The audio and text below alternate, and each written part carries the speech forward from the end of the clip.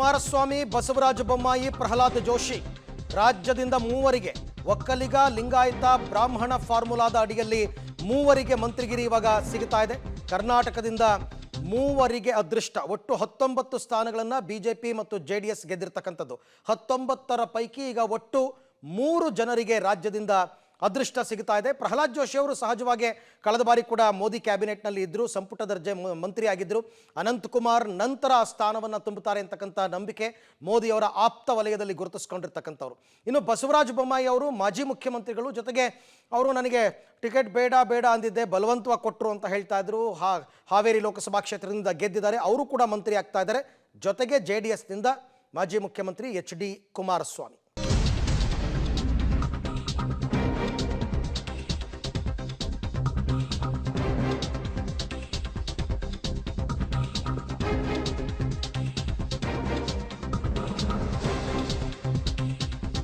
ಕುಮಾರಸ್ವಾಮಿ ಅವರು ಪ್ರಮಾಣ ವಚನ ಸ್ವೀಕಾರ ಮಾಡ್ತಾರೆ ಅಂತ ಪಬ್ಲಿಕ್ ಟಿವಿಗೆ ಬಿಜೆಪಿ ಸಂಸದ ಡಾಕ್ಟರ್ ಮಂಜುನಾಥ್ ಹೇಳಿದ್ದಾರೆ.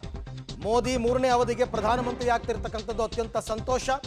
ಭಾರತ ದೇಶ ಅಭಿವೃದ್ಧಿ ಪಥದಲ್ಲಿ ಸಾಗುತ್ತಾ ಇದೆ ಅಂತ ಡಾಕ್ಟರ್ ಮಂಜುನಾಥ್ ಅವರು ಅಭಿಪ್ರಾಯವನ್ನು ಪಟ್ಟಿದ್ದಾರೆ. ಪಬ್ಲಿಕ್ ಟಿವಿ ಜೊತೆ ಮಾತನಾಡಿದ್ದಾರೆ. ಭಾರತ ದೇಶದ ಪ್ರಜಾತಂತ್ರ ವ್ಯವಸ್ಥೆಯಲ್ಲಿ ಇದೊಂದು ಐತಿಹಾಸಿಕ ದಿನ ಅಂತ ನಾನು ಹೇಳ್ತೇನೆ. ಯಾಕೆಂದರೆ ನರೇಂದ್ರ ಮೋದಿಯವರು 3ನೇ ಬಾರಿಗೆ ಪ್ರಧಾನಮಂತ್ರಿಯಾಗಿ ಇವತ್ತು ಪದಗ್ರಹಣ ಮಾಡ್ತಾ ಇರೋದು ನಿಜವಾಗ್ಲೂ ನಮ್ಮ ಎಲ್ಲರ ಸೌಭಾಗ್ಯ ಮತ್ತು ಸಂತೋಷವನ್ನು ತಂದಿದೆ. ಯಾಕೆಂದರೆ ಇದು ಹ್ಯಾಟ್ರಿಕ್ ಗೆಲುವಾಯಿತು. ಅವರ ನೇತೃತ್ವದಲ್ಲಿ NDA ಪಕ್ಷ ಇವತ್ತು ಹ್ಯಾಟ್ರಿಕ್ ಗೆಲುವನ್ನು ಸಾಧಿಸಿದೆ.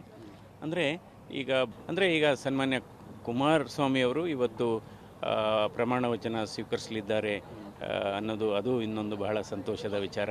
ಯಾಕೆಂದರೆ ಅವರು ಆಲ್ರೆಡಿ ಈಗ 2 ಬಾರಿ ಸಂಸದರಾಗಿ ಕೆಲಸ ಮಾಡಿದ್ದಾರೆ ಮತ್ತು 2 ಬಾರಿ ಮುಖ್ಯಮಂತ್ರಿಗಳಾಗಿ ಕೆಲಸ ಮಾಡಿದ್ದಾರೆ.